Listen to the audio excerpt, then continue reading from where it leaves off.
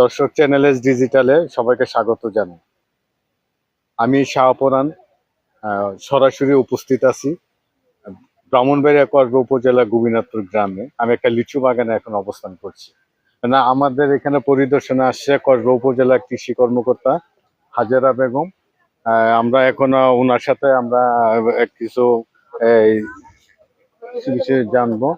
আচ্ছা আচ্ছা ম্যাম, এই যে আমরা জানতে পারছি যে আপনার লিচু বাগান পরিদর্শন আসছেন। আচ্ছা, এখন এই যে অনেক সময় দেখলাম যে কিছু ওষুধ দেওয়ার পরও আপনার কিছু লিচু ঝরে পড়ছে, এই বিষয়ে আপনি আমাদের কাছে অসংখ্য ধন্যবাদ। আমাদের এখন হচ্ছে যে আবহাওয়া বিরাজ করছে, সেই আবহাওয়াটা আমাদের লিচু চাষীদের একেবারে লিচু চাষের জন্য অনুপযোগী একটি আবহাওয়া। এই আবহাওয়ায় দেখা যাচ্ছে যে তীব্র আবহাওয়া থাকাতে আমাদের লিচু সহজে ফলগুলো ঝরে যায় এবং সেখানে রোগবালাই এবং পোকামাকড়ের একটা উপদ্রব পড়ে। আমরা আমরা জানি যে একটু হচ্ছে তীব্রতা যখন বিরাজ করে তখন কিন্তু কিছু কিছু পোকামাকড় আছে যেগুলো বংশ বিস্তার লাভ করে এবং কিছু কিছু রোগবালাই আছে যেগুলোর রোগও বিস্তার লাভ করে। তো সেই জন্য আমরা মনে করি যে এই সময়টা একটু পরিচর্যাটা বেশি করতে হবে। যেমন পরিচর্যার মধ্যে আমরা যেহেতু দেখতেছি যে তীব্র তাপদাহের কারণে ফল ঝরে পড়ছে, সেক্ষেত্রে অবশ্যই গাছের গোড়ায় নিয়মিত পানি দিতে হবে, অর্থাৎ সেচের ব্যবস্থা রাখতে হবে। আর ঝরে পড়তে পারে আরো বিভিন্ন কারণ হতে পারে, যেমন আমি বলছি যে তীব্র তাপদাহের কারণে পোকামাকড়ের আক্রমণ হতে পারে। সেক্ষেত্রে পোকামাকড়ের অবশ্যই ওষুধ দিতে হবে, যেমন রিপট দিতে পারেন আপনি, ঠিক আছে, সাইপারমেথ্রিন গ্রুপের কীটনাশক দিতে পারেন এবং নিয়মিত ছত্রাকনাশক স্প্রে করতে হবে।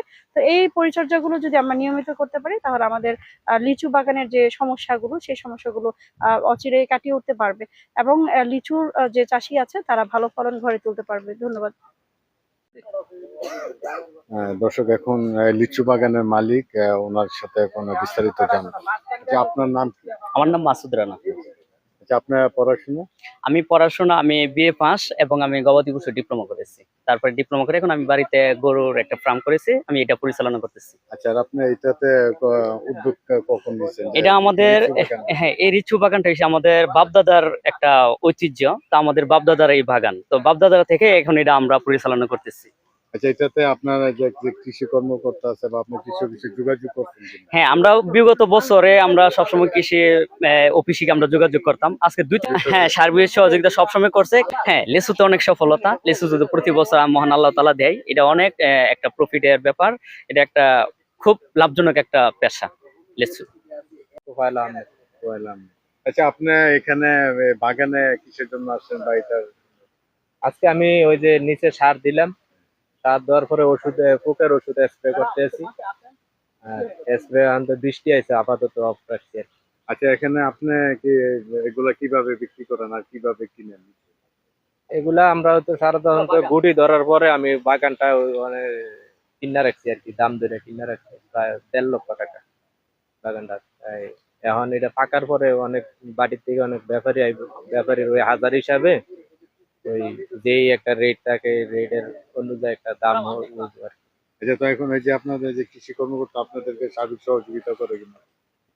হ্যাঁ, হয়তো ম্যাডাম তো আসছে, আয়া আয়া পরামর্শ দিল সামনের সপ্তাহে সামনে কি প্রয়োগ করতে পারি এগুলা বলছে। এখন এখন আমি সামনে থেকে এগুলা প্রয়োগ করে নেব।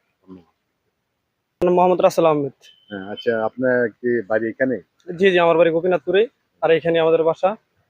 করব উপজেলার উপসহকারী কর্মকর্তা ফাতেমা ইসলাম আমাদের সবসময় ভালো পরামর্শ দিয়ে থাকেন কৃষিক্ষেত্রে।